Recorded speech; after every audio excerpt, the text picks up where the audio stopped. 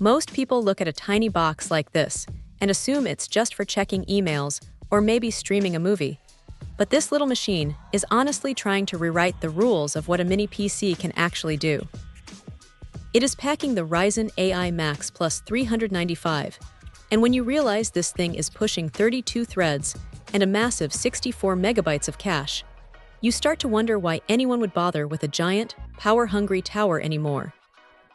It feels surprisingly dense in the hand, like a solid block of tech that knows it has a lot to prove.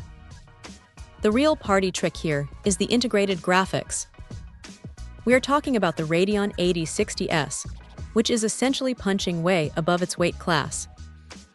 It is not just handling basic tasks, it is chewing through demanding games at full HD settings without breaking a sweat. You could easily mistake its performance for a dedicated laptop GPU, which is a wild thought for something that takes up less space than a stack of coasters. What really caught my attention is how it handles the heavy lifting. With 128 gigabytes of memory running at 8,000 MHz, it is incredibly snappy. If you are into local AI models, this is where things get interesting. Running something like DeepSeek locally usually requires a massive rig, but this little guy just handles it.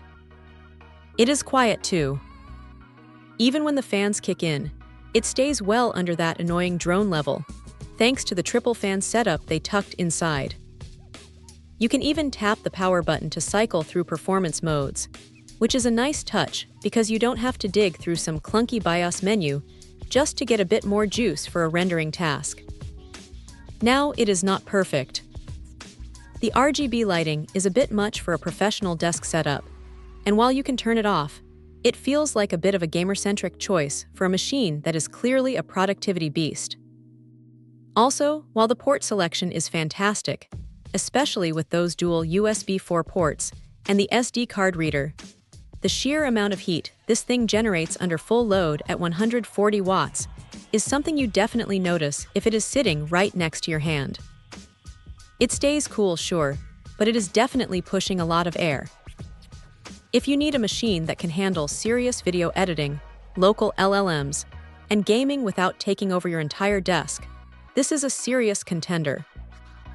It is a strange, powerful little box that makes you question why we ever thought we needed massive desktop cases in the first place. It is not just a mini PC, it is a genuine powerhouse that happens to be small. Check out the video description for updated price. And thank you for watching this video.